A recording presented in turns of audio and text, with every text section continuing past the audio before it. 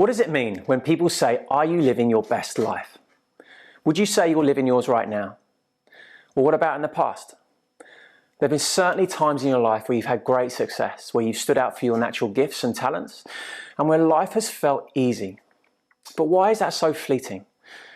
Those moments are gone before we know it, and all we're left with is that inner doubt and self-criticism. But what if you could nurture those states and access them more often so you could level up in all areas of your life? Let's discuss.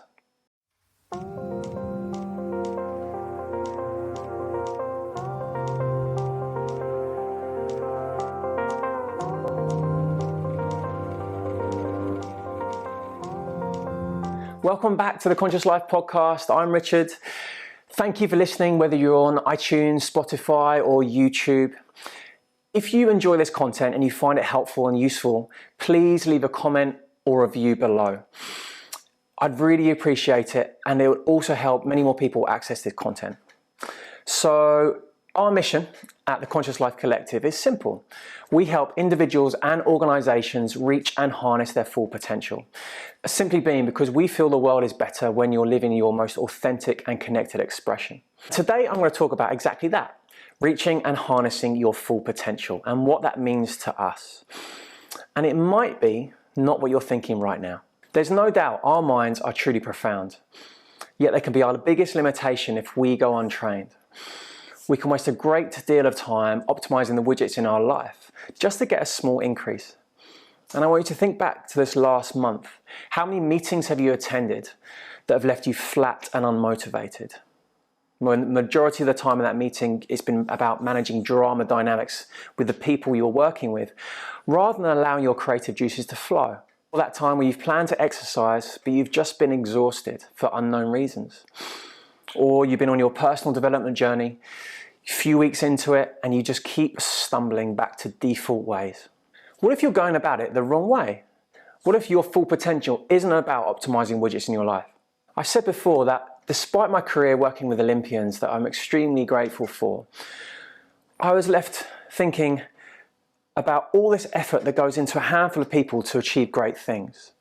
And so how much are the rest of us kind of left behind, struggling and holding back in all areas of our lives? We're loving a little less, we're thinking a little less, we're working a little less, and we're giving a little less. And so we're holding back from what our fullest, bravest, most courageous expression could be. When I talk about unlocking your full potential, I mean setting up the environment for those moments to occur. And I can tell you now that our best is not unlocked by efficiency management of meetings. It's about focusing on neurophysiology. Think to those times where you've been working on a project and 2-3 hours goes past in 5 minutes. Or the reverse could happen, where you've noticed that time has just completely slowed down. You've got this absolute clarity and presence, and you know what to do when everything around you is despair. Taking that one step further, you could say that full potential means being supremely creative and innovative. Think back to those times where new ideas and concepts were just popping into your head effortlessly. You're kind of nailing it, and you probably even surprise yourself with the quality that you're producing. And taking that one step further, you could say full potential when you've been on that bike ride or that run and you've been just on it. You've been your intensity is up, you just feel so good, you're going fast, you're feeling strong, and you've still got more left. And so if any of those resonate you, please leave a comment below and let me know. I'd love to hear your examples of when you've stepped into your full potential. So whether you are looking for Olympic success, whether you want to spend more time in a creative flow, or you want to show up in your life with less fear and more courage to be your authentic self, we can have control over that. Now, I'm not going to go into the depths of neurophysiology in this episode, but practically what does that mean? That means that our hearts and our brains become synced. We are in coherent state. Our vagus nerve tone, so our vagus nerve is the wandering nerve that goes through our body, from our brain, through our heart, to our root. And see it as like our thermostat to our body. It tells our brain how to feel in a way. So that becomes in very, very good time, which means we swap between stress and recovery very easily. What is happening in today's society is this 21st century normal of stress, chronic fibrillation, where we're always on. We're not recovering well. We're overstimulated across so many different domains. that we just get stuck in this chronic state of stress. And so when we are aligned, when we become this tuning fork, resonant tuning fork, we become our best selves. And so what I've found is that what sits at the heart of Olympic success is something called flow state. And simply being, flow is technically defined as the optimal state of consciousness where we feel our best and we perform our best. And imagine, you've been to that concert, you've seen that guitarist on the stage, they've been completely immersed in the music that they're playing, they are one with their instrument, or the artist, or the poet, or the athlete, or whoever it is. You've been in that conversation. That's the state we're all trying to get to. And we can. And so I'm going to discuss 3 ways you can begin to build these experiences into your life. Okay, so the first one is challenge skills ratio. Flow sits between anxiety and boredom. And so it's not a perfect straight line. We're kind of we're meandering through that. We're brushing the edges all the time. We're just trying to find our sweet spot. If we're bored, we switch off, we disengage, we daydream. If we're too stressed, too challenged, we disengage, we can't see the progress. So it's about finding that sweet spot for you. And ultimately, it's about being comfortable with being uncomfortable. We all have our habitual world and our habitual practices and routines, and that's great. But if we stay in that, we're not going to ever find anything. We're not going to start to come anywhere near our full potential. And so until more of us, it's just a mindset shift. As a caterpillar struggles in its chrysalis, it struggles. When it finally breaks free, it steps into its beautiful expression as a butterfly. But it needs that struggle to develop the strength to then be able to fly when it comes out. And this is the same concept. And so to actively step out of our experiences of comfort, I'm going to ask you 3 questions. The first one is, where in your life are you coasting? Where are you bored? Where are you disengaged? Where are you kind of, in a way, dreading going? Could be work, could be relationships, could be anything, any context in your life. The second question I'm going to ask you is, where in your life are you overtaxed? Where do you need to back off? And the third question is, what are your default habits in each situation? And so, give you an example, a default habit when you're overstretched, you're taking on too much, probably because you're not very good at saying no, probably because you're overcommitting, because there are potential fears of missing out, of losing out of an opportunity. Well, I'll cover how to say no in another episode. But what happens in that environment is that probably the quality of your food drops because you're looking at convenience, your self-care drops because you perceive you haven't got enough time. Do you see what I mean? Default habits begin to kick in because you lose scope on the bigger picture because you're just too overwhelmed. And so, are you a CrossFitter? If you're a CrossFitter, why don't you veer away from that, learn something new like dance? Are you a yogi? And if you're an avid daily practicer of yogi, could you start to introduce a martial art? Brazilian Jiu-Jitsu, for example, is an incredible, empowering martial art for both men and women. Are you a musician? Could you try painting? Could you try pottery? Using your craft in a different way. Are you afraid of public speaking? Why not learn how to sing? So do you see what I'm kind of suggesting here? It's nothing wrong with doing the practices that we love and that give us energy and we love doing, but can we start to veer off a little bit every now and again? Build something else into our lives that challenges us in different ways.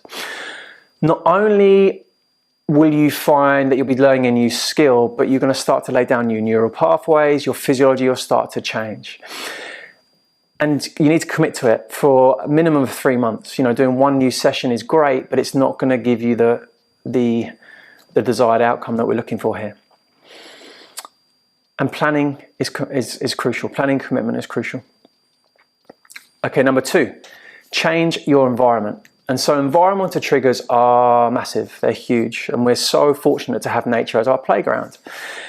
But how often do you get out into real nature? How often do you get into the cold? How often do you get into the heat, the hot? And there's so much research out there to show the benefits of cold and hot exposure, to combine them both.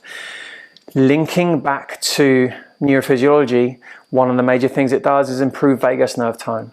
And so what that means simply is that we become good at coming out of our stress. We need stress. Stress is not a bad thing, but stress is a bad thing when we get stuck in it. We get stuck in this chronic fibrillation of stress. But a good vagus nerve tone means we switch in between parasympathetic and sympathetic efficiently. Thinking of that 21st century normal, we're kind of narrow focus, where we lose perspective, because we're so focused at whatever that is, that perceived stress or threat is, email, conversation, whatever it is, we lose perspective. So doing these kind of practices, certainly what I found using hot and cold, it just decompresses everything, gives clarity. It gives just an overall sense of calm and just a wonderful feeling that lasts. You know, one of the reasons I go in the sea most days of the year is because of exactly that. The winter, it just comes alive. You feel alive and you feel full. I feel full of energy, like just fizzing. And so if you're in the local area of Brighton and Hove, you've got beach box sauna down on the seafront. You've got saunas on the seafront, you've got a plunge pool, and then you've got the sea. Ultimately, that's the best thing to go into. So you do the hot and then you do the sea. Find something that's near you and give it a go. Again, give it a go. Commit to a period of time. 4 weeks, 1 month, 30 days, whatever it is. But once is not enough. Commit to it. Okay, the third practice, in a way, is starting to combine practices. So we've talked about 2 ways of beginning to access it, and certainly the last one, changing temperature. But flow, as we talked about, has very clear neurophysiological state within our body. And so when we know that, we can start to begin to tune and tweak the knobs and levers of our physiology. And so I'm going to bring you back to breath. I've talked about breath all the time. Breath is the bridge from our mind to our body, between our mind and our body. And so if you take control of your breath, you take control of your life. And so by just changing the depth and the rate of how you breathe, you will change your state. And then you begin to add music onto that, your favorite music, whatever music you want to do, whatever gets you going, put that on top of it, listen to that at the same time. And then you can put incense or your favorite scents. So you're starting to incorporate your different senses into the experience. And then you can add sexuality, so sexual practice. So sex is the most potent trigger we have access to. So incorporating, the fun bit is practicing. So you could, obviously, if you've got a life partner, practice your life partner. It could be on your own. It could be with a special friend. But whatever, you see how you start to build these practices, it just expands the experience. And you can reach profound states, not just physical, but physical, just this whole incredible state, doing things that are fun. And I link it to the acronym STIR, which is defined by the Flow Genome Project. And so STER, S, is selflessness. So there's no sense of self, there's no sense of I. The self vanishes and you're just in that present moment. There's no inner critic, there's no doubt, there's no criticism. You're just in it. T, spoken about earlier, timelessness. So time slows down or speeds up. E is effortlessness. So you're just doing the activity, or you're just in that moment as clear and as easy and self-motivated to do it, not for the outcome, but for just the pure joy of doing it. And then R is richness, information richness. So insight, creativity, profound insights, that deep knowing. They are signatures of flow or peak states. And this is that's the jewel of these states. That's the key. We step out and away of our chronic fibrillation into a wonder, into a bliss, into clarity that we can bring back into our lives and use to inform us, use to shed fear, to step into more courage, to use our vulnerability, to show up as our best versions, our full potential. And that's important to mention. It's not chasing the state, coming back, right, I need to go back again. It's about using those states and, right, how do you inform your life from that? And you can use them to stand strong with a vision we have for a change we want to make. and to open up to our vulnerability or to love courageously. And that to me is full potential. And then you get the benefits, the side benefits of that: enhanced creativity, our optimized productivity, and performing under pressure. That's just a byproduct of doing this. So the more experiences you have and the more you bring that back into your life, they just appear, they just happen. And so to summarize, flow is neurophysiological. So if we can tweak on the knobs and levers of our physiology, we can change our state. And those states are incredibly profound and have huge effects on how we operate within this life. So you can step out of your comfort zone, step away from your habitual habits more often into things that challenge you. Not necessarily physically, challenge your courage, challenge your in different ways. Second is expose yourself to the elements. Hot, cold, combine them both. Again, a really incredible practice. And the third one is combining practices to elevate your state. It's not about doing more of what you're already doing. It's about opening up your landscape that unlocks more of us, that transfers into every single aspect of our lives. And I can tell you from first-hand experience, it really, really does. If you're seeking better physical or mental performance, if you want to free yourself from limitations, non-ordinary states are the way to go. And they offer us new insights and perspectives. And if you're wondering if there's more to life than you're currently experiencing, go find it, because it's there through many different doors. And so before we go, I want to offer you 2 things today to help you integrate this. 2 free things, absolutely free. Just download it and begin to implement it in your life.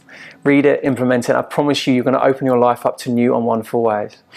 The first free gift is all about flow, how to get into flow. So description of what flow is, a little bit more detail, some of the triggers, and then a planner, kind of how to give you a hand in how to plan these experiences into your life.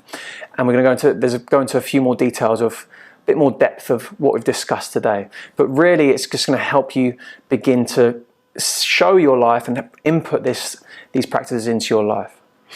The second free gift I want to give you today is called the Altered States Economy. And it's going to help you see where you're spending your time, where you're spending your money, in how you change your state already. And it's really quite a fun exercise. It's quite a profound exercise. Be honest, you're the only one that's going to see this.